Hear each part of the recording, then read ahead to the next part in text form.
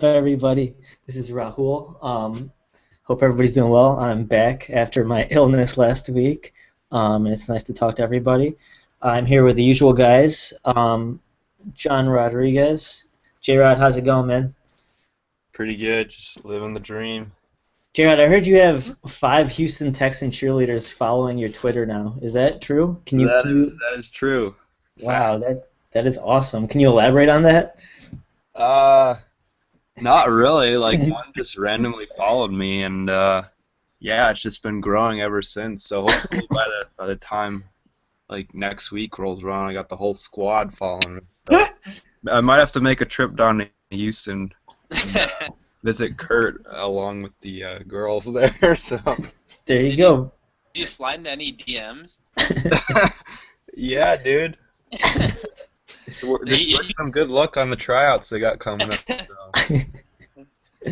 Well, that's perfect. We can all go down to Houston and visit our third podcaster, Kurt Russell. Kurt, how's it going, man? Good, good. How are you doing? Good, man. I heard you had some good Chick-fil-A recently. How was that? Yeah, it was an experience as usual. Yeah, dude. Unfortunately though, the Chick-fil-A right by work is under construction now. So Oh. I think there might have been some sort of accident. I'm not really sure what happened, but but it actually is under construction now. So, Yeah, dude. which I is kind know of crazy, but it's they're weird always time. I don't know. yeah, they're always just dumping stuff. With, Yeah, yeah. There's a huge dumpster outside, so oh man. Okay. anyway, I thought you were gonna make a clever remark about how Johnny's up to 5 Houston Texans followers, and you're gonna say that I'm up to 5 total followers, but I um, missed it. I wouldn't hurt your feelings yeah, like I that. thought I thought that was all you. I was waiting for it, but No, man. Are you kidding I me? didn't have a good comeback, so it didn't really matter anyway. I think your Twitter is fierce, my friend. Um, Thanks. yeah. All Good right. good word. I learned it from America's Next Top Model. Yeah, So, that's what I thought. yeah. So let's get into some basketball now. Looking back at the Cavs week, I guess the only game we really have to cover is the Memphis game. And I guess also we just saw the Cavs lose to Brooklyn tonight. We can kind of talk about that. I didn't really watch that, but we can start with the Memphis game. So, J-Rod, any thoughts on the Memphis game?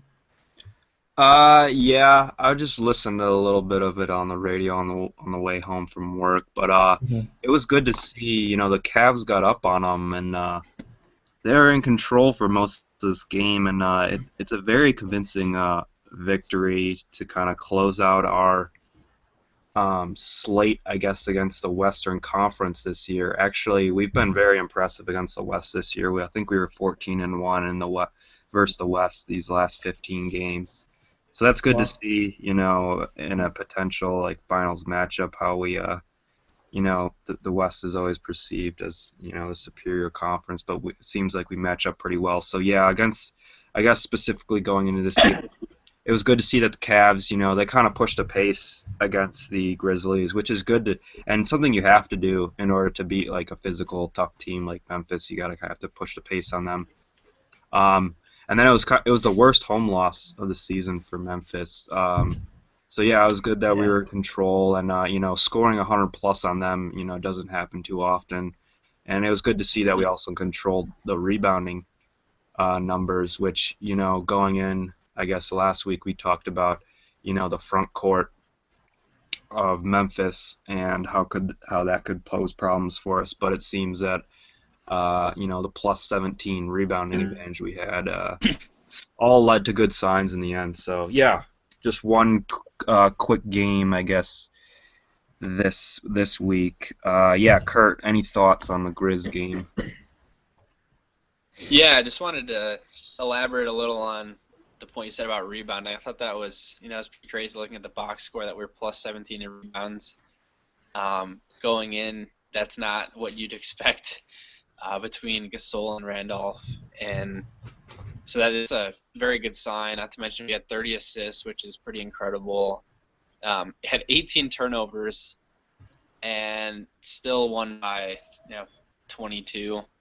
So that's you look at those kind of numbers and you have 18 turnovers and they only had 8. You'd be surprised that you win. Not to mention by a lot, but we hit 14 threes, shot 41%, and they only hit 4.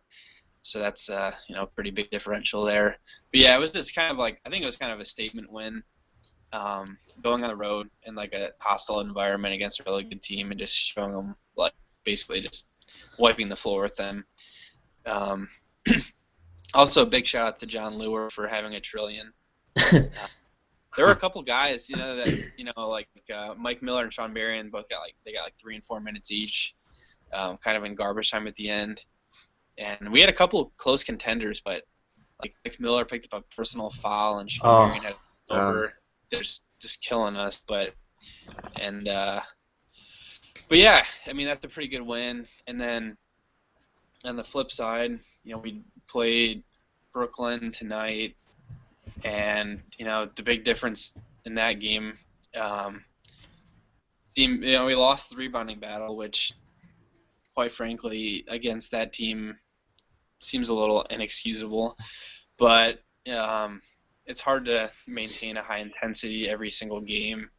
So it seemed like one of those ones that we kind of took the night off a little.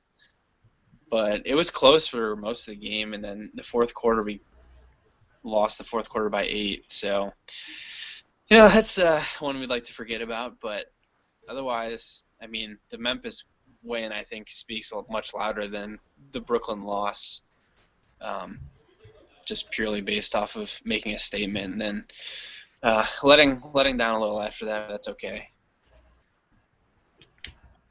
Yeah, looking at the Memphis game. Well, first I'm going to start off with a shout out to Brian Deacon, who filled in nicely last week, and I think it was him that made a point that in order for us to win the Memphis game, Kevin Love needs to have a big game against Zach Randolph, and I think he had 22, 10, and 4 that game, so he probably had the best game out of any of the Cavaliers. So good call on that, Deacon.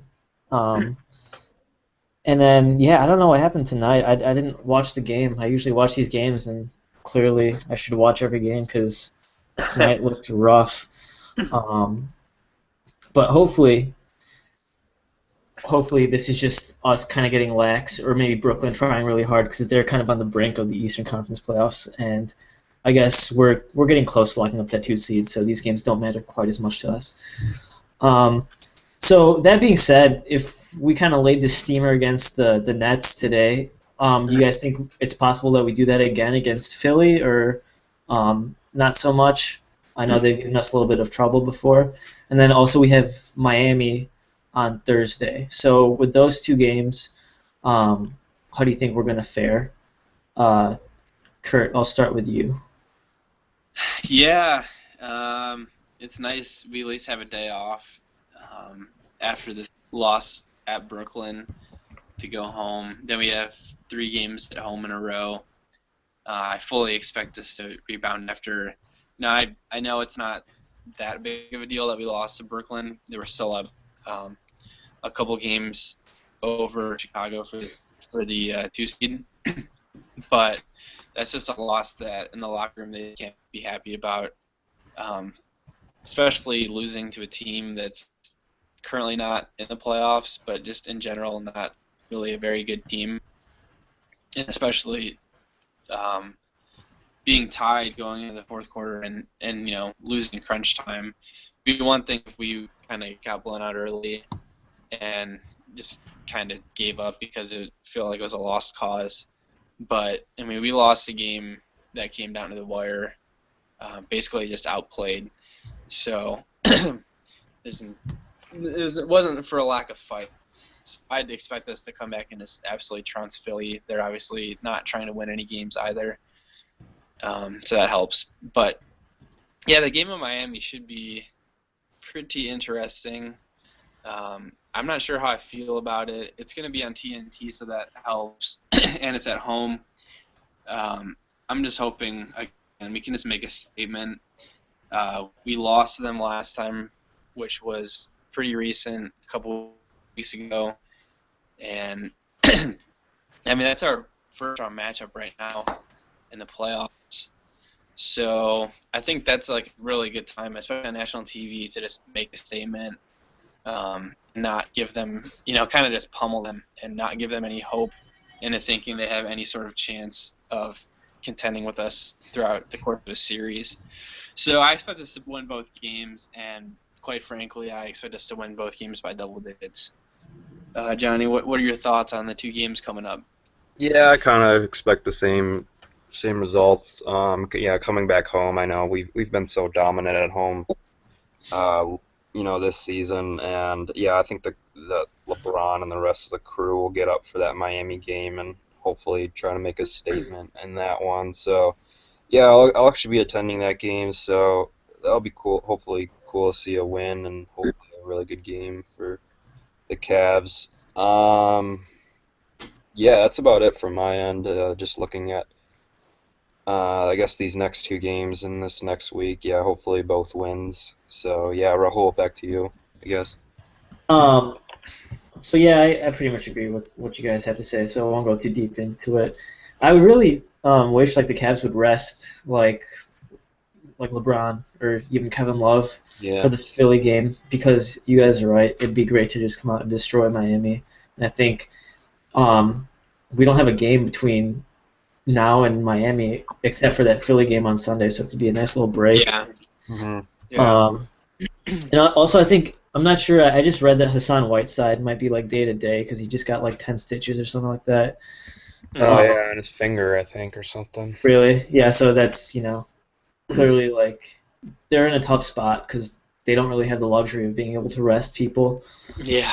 Um, so yeah, we'll see. I think we should win both games. I don't think that Philly game's gonna be like a cakewalk, just because for some reason Philly like gives us trouble, and I feel like we're gonna kind of take it for granted. Um, it's also Kevin Love bobblehead day, so it's just bad vibes with the Kevin Love stuff going on. So yeah. Yeah, I guess you just touched upon the Kevin Love stuff going on. I guess we can dive a little bit further into that. And the media has made obviously a big deal about what Kevin Love has said this past week. I guess he appeared both on like the Dan Patrick show as well as Mike and Mike this week, kind of with his thoughts and the questions they asked him. Some statements I guess were said where I think Mike Golick like asked him about his relationship with LeBron, and LeBron posts this Instagram photo of like I think like him and his clique or whatever, and Kevin Love wasn't included, and like Love basically said that him and LeBron, they aren't best friends, and their relationship is still evolving, and then I think Dan Patrick might have asked him something about the MVP, and I think Kevin Love said that he would have Russell Westbrook in favor of the MVP, in favor of LeBron. So I guess given all this material and all this media hype around the whole story of Kevin Love not fitting in. Um, I guess Rahul, to start us Yeah. off, what do you think about these comments? Do you make anything of it, or? Well, I just want to say that like to you two, um, we aren't best friends. You know, we're best friends for life. Oh, Just want to clarify that, just so you guys know. BFF. Yeah. So hopefully you guys still have the bracelets I made you. So yeah, I don't know. That part doesn't really bother me too much because, like, from what I hear about Kevin Love, he's kind of like an introvert. Um, and he's never really been like best friends with his teammates. And I think if you ask like a lot of NBA players right now, um, they would say that you don't have to be best friends like off the court to win, um, as long as you have like that chemistry on court. So that part doesn't bother me. I thought it was weird though that Kevin Love wouldn't just like lie and say that LeBron was the MVP, or spin it in a better way, even if you did think Russell Westbrook was the MVP, because he had to have known like the backlash that would come from it. Um, he also said that like LeBron wasn't the MVP because he missed like 2 weeks, but I'm pretty sure Russell Westbrook has missed just as many games. Yeah. So I'm not quite sure on that. That was kind of weird, but again, it's the media tries to make like more out of less. So whatever, we'll see. Kurt, what do you think, man? Yeah, I think it's interesting how today when athletes are honest and it's not necessarily just kind of going with the flow. Like usually when there's anything controversial asked, players tend to shy away from the controversy and just say, oh yeah, me and LeBron are BFFs, and just kind of brush it off because they don't want to get into it. But then of course whenever somebody decides to just be honest, they have to blow everything out of proportion. And I mean, it's not a big deal. Like, I bet Kevin Love probably like goes home and he's probably like a really sick artist. I bet he has some pretty cool like finger paints or something going on in his apartment or house. But no, I mean, as long as they get along, like go into the locker room, like hang out. They don't have to hang out outside of it. Outside of what essentially is work. I mean, they travel together for hours and hours every season. Or I mean, I guess this is their first season, but like I mean, as long as they don't like openly hate each other, I don't think it's gonna affect their play at all. So I guess all in all, what I'd say is thanks to the media for blowing this way out of proportion. It's not a big deal. Kevin played with Russ at UCLA, so I mean, he's just giving his honest opinion. But the point you said about Russ missing more games than LeBron is a little interesting. I'm not really sure. I mean, I'm sure Kevin Love doesn't really pay attention to how many games Russell Westbrook's played and just hears about him from ESPN because he's been tearing it up. Yeah, I don't know. I'm not really worried about it. The team's playing really well, so if they weren't, then that would be another story because I'm sure the media would assume that that's why we're not playing well. But yeah, things are looking pretty positive, so I'm not real worried about it. What about you, John? Think it's gonna tear the team apart that Kevin decided to be honest and not just back off of his comments? Yeah, no. Yeah, I think it's just a classic case of the media looking for stories and drama and stuff within the Cavs and Kevin Love and how he hasn't fit to the ideal situation of what everyone dreamed of. But I mean, it's obviously still worked out for the Cavs, given how they played. So.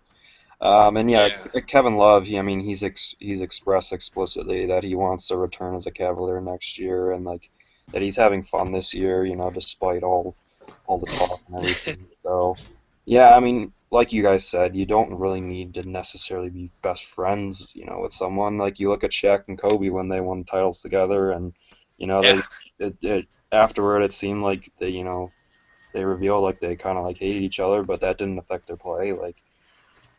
So I think we can still win a title and everything, and just our boy Brian Windhorst. I was listening to like PTI or something, and he brought up like LeBron. Like it seems like LeBron trusts like James Jones more than Kevin Love, just because James Jones is playing more in the fourth quarter. So it's like it's like statements like that, and like stories of like. Things like that, like people take out of, context. The media is just like terrible. Like anytime there's a situation like the Cavs, like Stephen A. Smith keeps saying that Kevin Love hasn't played in like 14 fourth quarters for the Cavs as one of his points, but he neglects to say that 11 of those were because of blowouts. Huh. Like it's just kind of the way you report things. But Yep. Yeah. Yeah, well, speaking of the media, there was an interesting commercial for the Brew Garden in Middlebury Heights that featured the Cavaliers' very own Timothy Mozgov. For anyone that hasn't seen it, it's apparently a little awkward. But Johnny, I'll start with you. Do you have any quick thoughts on the commercial? Yeah, so there's one main commercial that was I guess kind of released to the internet these is like yesterday I think, and yeah, it's just like a quick like 15-second like stint where Mozgov he like starts off with like like swatting a plate away, and then his eyes like during the whole thing are just like wandering around like looking at like the cue card I think. And then he has like this like backwards jersey on, like showing that yeah, this is Timothy Mozgov, and like you can't even like he like speaks in such a deep voice and everything. You have like a hard time like you know telling like what he's saying and stuff. So it's like it's just been circulating around the internet of just like the actors in Hollywood better watch out for Mozgov. Yeah, it's just really another great local TV commercials. Well, not to cut you off, but you know, well, I guess while we're on the topic, um, what are some of like your favorite? Like, I'll start with you again, John, just and then we'll go to Rahul. And what is like if you could think of like one commercial that stands out to you, that features an athlete? We'll go, try to think of something funny or something you at least remember that was good, and then we'll also try to throw in a commercial that we are sick of or is not a good commercial. Do you wanna touch on that for us real quick? Yeah, sure. I mean, what comes to mind, I think Kurt, you agree with this, is like the State Farm commercials played constantly, on ESPN and any during any basketball game really. And yeah, they just continue to evolve that like series and just bring on more and more people. Like it's like never gonna end, it seems. So yeah, that one comes to mind. I mean, yeah, I mean you obviously have Blake Griffin and the Kia commercials and everything, and yeah, I guess you don't really see too many other like. I mean, you see LeBron on like national commercials, I guess for like McDonald's and Sprite and stuff, but yeah, I think you gotta dig for like some. I think the local ones is where it's at, and if you want Yeah. to look at like, I think the Spurs do some like pretty good ones, like with like Manu and Tony Parker and stuff. So yeah, those are funny. Like the local ones, I think are just because they're like advertising things, like car salesmen and stuff like that. Yeah. Yeah, Yeah. it's weird. But yeah, that's my take. Rahul, you got anything? Yeah, I agree with you on the bad commercials that I can't stand the Blake Griffin Kia commercials, and then the stupid State Farm commercials. I also think it's weird. Speaking of the Blake Griffin Kia commercials, LeBron James does some Kia commercials too, and I think it's funny how they're like Kia fit for a king, and I just can't imagine LeBron James driving a Kia. I don't think he drives a Kia, but Probably who not. knows? Yeah. Um, oh, also the Kyrie Irving Pepsi Max commercials are really good. I like Oh yeah, those. it's a good call, Um, Drew. yeah, that one actually he took on his persona from that. I think the Sprint Kevin Durant commercials are pretty funny. The law offices of Kevin Durant. Um, so maybe that's just because they haven't overkilled it yet, but we'll see. Um, but as far as the Mozgov thing, I thought it was funny, but you're right. I think we could have used some subtitles on that. I had to watch it like 5 times. But Kurt, you have any favorite commercials or anything like that? Um, yeah, unfortunately, not really. I'm kind of in the same boat as Johnny. Yeah. If there was a commercial that I liked at some point, I probably don't like it anymore just because it's been overplayed and overplayed. Yeah. And I started like the State Farm. I might probably like the State Farm the first time I saw it. Yeah. And 600 times later, you can't. Every time I see Cliff Paul show up, I had to mute the TV because I just don't want to hear it. But yeah, so unfortunately, I don't really have any. I can't really think of any like standout awesome commercials. But usually like a guy like Peyton Manning, he's Yeah. Oh yeah. like the Papa John's commercials. They're not bad because you don't really see them terribly often. With like Joe Montana being obsessed with free pizza, it's not like a great commercial, but it's not like it's not terrible. Yeah. So you can take that. Yeah. But that's about all I have on that. So Well, you touched on. Oh, go ahead. oh, sorry. Well, I was just gonna say that some of these guys are gonna have some more time to make commercials, including Kevin Durant, because I don't know if you guys heard, but he's out for 4 to 6 months now. He needs more foot surgery. So I think that's something important that we should talk about. So Kurt, how do you see this affecting the Thunder's playoff chances? Playoff, like how they do in the playoffs, and then also, do you think this is a serious injury for Kevin Durant's like future as a basketball player, or do you think he'll return to form? So go ahead. What do you think? Yeah, it's what the media has been suspecting for the past several weeks, but unfortunately got the official word today, which is just really unfortunate for that team. After Russell kind of willed them back into the playoffs, it seemed like things were going to set up nicely, that they were going to be healthy and have, probably like what would be the most entertaining 1 versus 8 series. Probably like certainly in recent memory, but probably for quite a long time. Yeah. That's going to be a bit of a letdown because, quite frankly, playoff basketball is just a different animal. And even if Russ goes off for like 40, 10, and 10, which he might like once, it's just not going to be enough. I assume that Golden State will double him anytime he gets the ball, and that they'll switch off pick and rolls because they're so versatile with their wings, defenders, and size. So, if you don't have any action off the pick and roll, there's really not a whole lot that Russ is going to do except for try to drive to the rim and throw up awkward shots that occasionally go in. But he's probably going to shoot like 35% from the field and have ridiculous numbers, but not terribly efficient. So, Yeah. assuming that, it seems like they're going to make it, which is, pretty impressive considering all they've had to go through this year as the 8th seed, but still making it up. They're up 3 games right now with looks like 10 games to go. So I assume that Golden State wins in 5 games max, and that's just really just giving a lot of credit to Russ for just going off 1 game. But Golden State's just a ridiculously even-keeled and well-balanced team.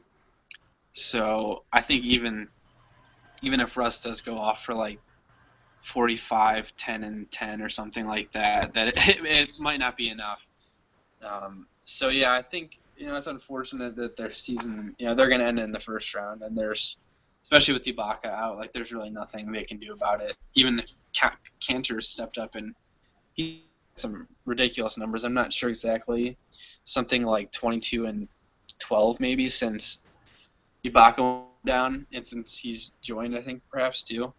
But yeah, and with Durant, it's like anytime that you're out for an extended period of time like that requires multiple surgeries on like a foot for a guy that's that big, that's like really concerning.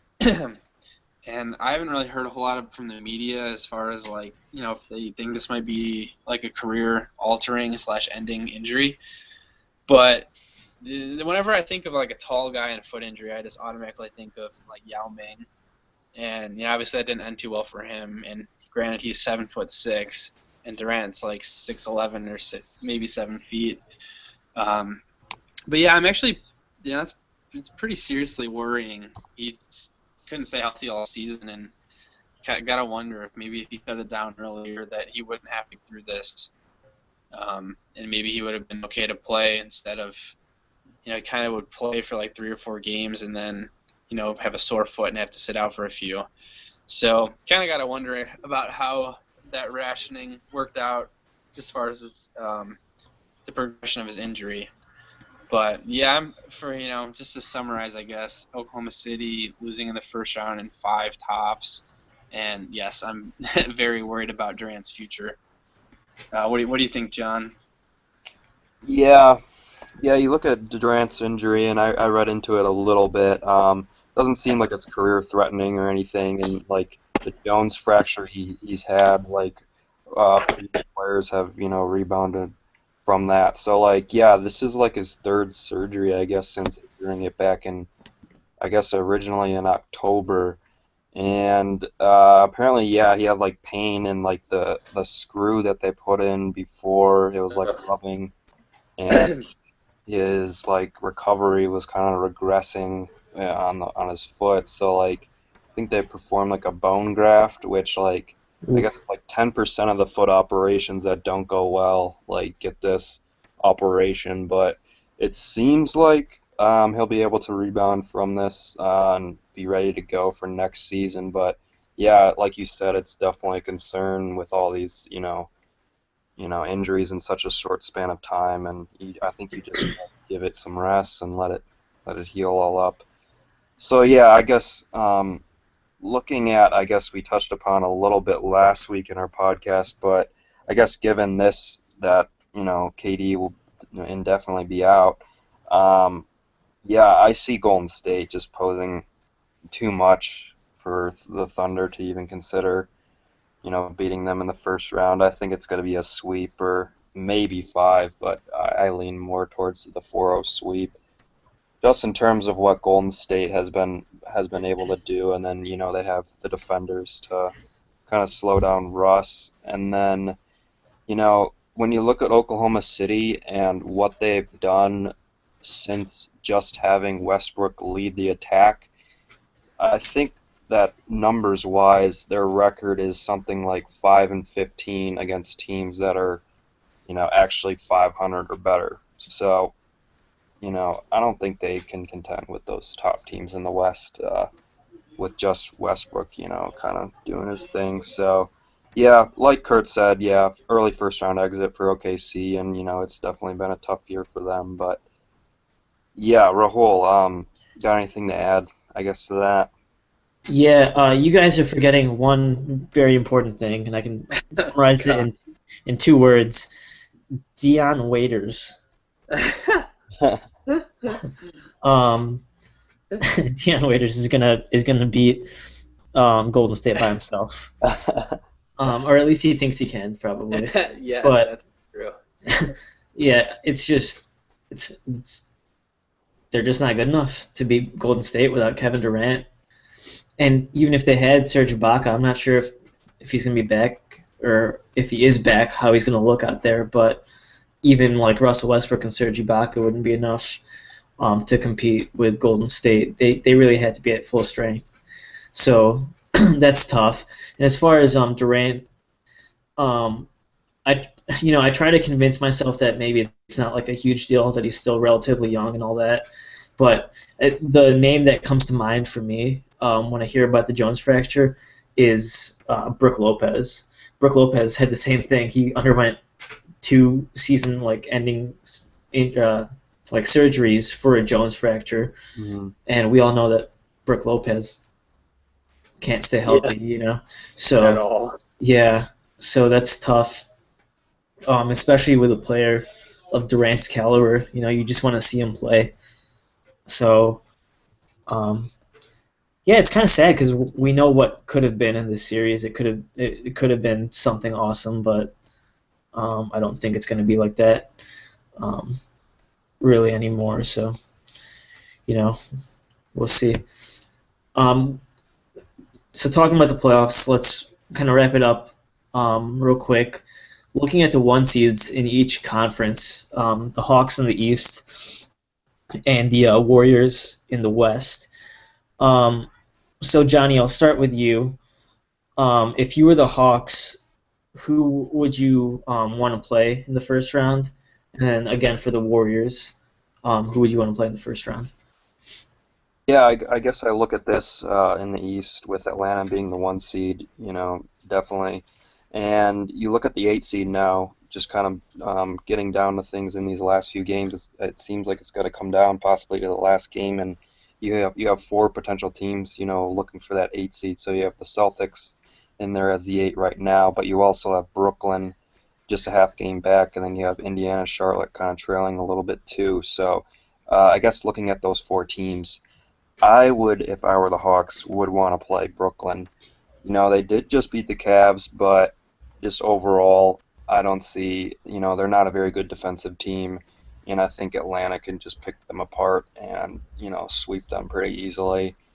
Yeah, I look at Boston, and, they're a little, inexperienced and a younger team, but they're well coached and they're feisty and they're capable of, causing the Hawks some trouble.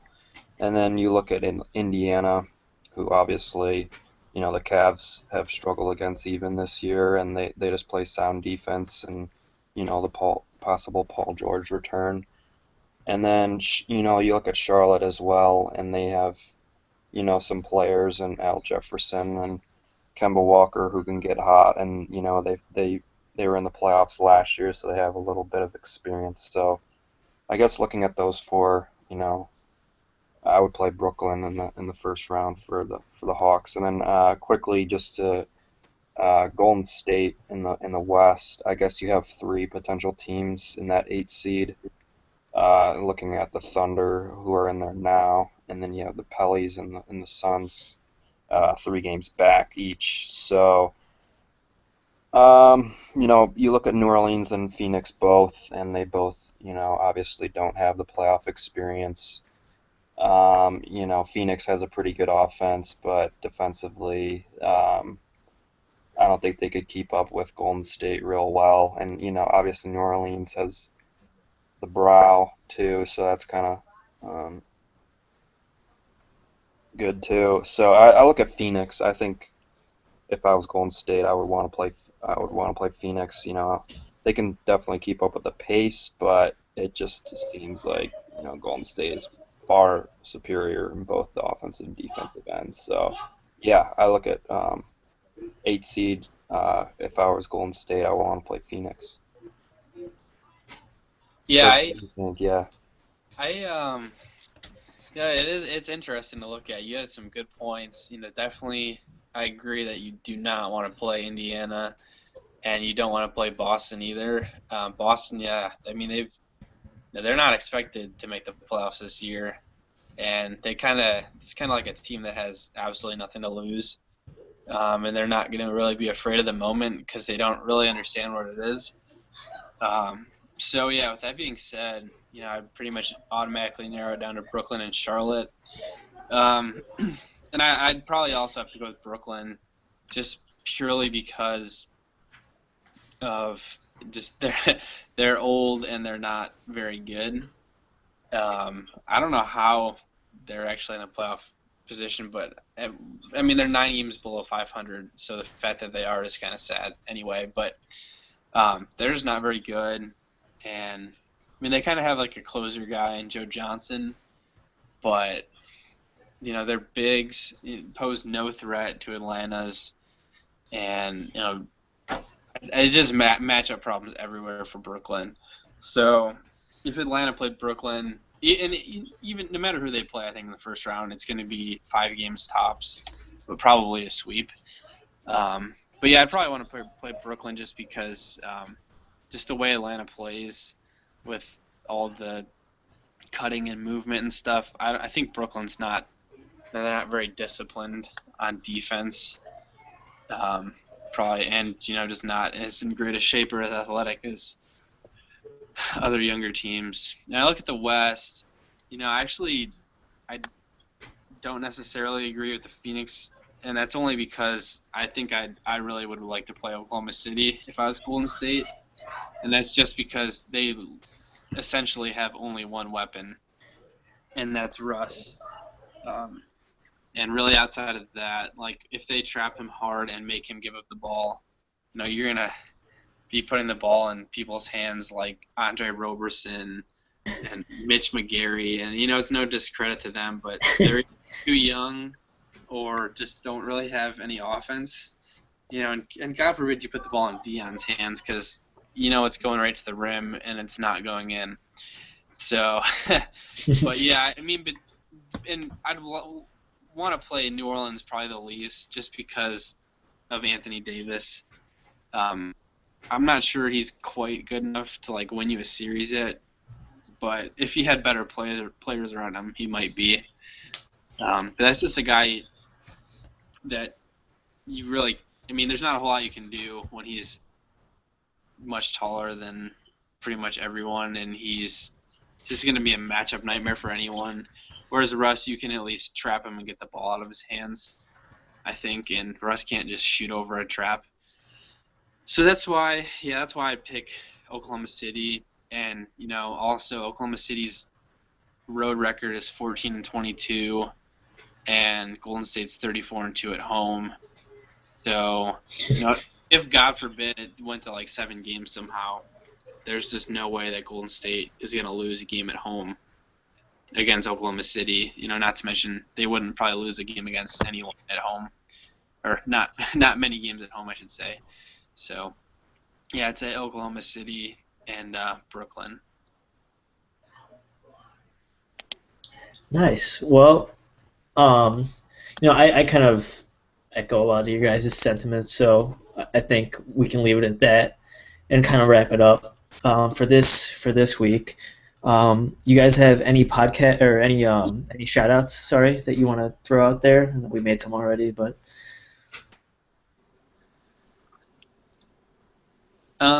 yeah, I'll give a quick shout out to Zubzy. He's gonna be making a trek down to Houston.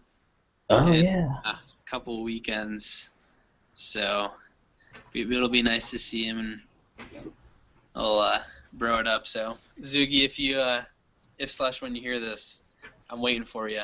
Whoa. Yeah, I winked too, but you guys just couldn't see it. So. I felt it though. I felt it. Take from that what you will. Yeah. All right, J-Rod, anything to add? No, that should be about it. I think we'll be coming up here, with the regular season kind of winding down. We'll be hopefully, be able to crank out like a playoffs preview in a sense. Yeah. And kind of preview some of these matchups that we have that should be entertaining, especially in the West, I guess. So, yeah, just be on the lookout for that. Hopefully, maybe in the next upcoming week. Right, and then Deacon just sent out his Steve Nash article, so Yeah. That will be out on site pretty soon too. So, all right, well, good stuff. And yeah, I think that's it. So I guess we will talk to everybody next weekend. Yep. Thanks for listening.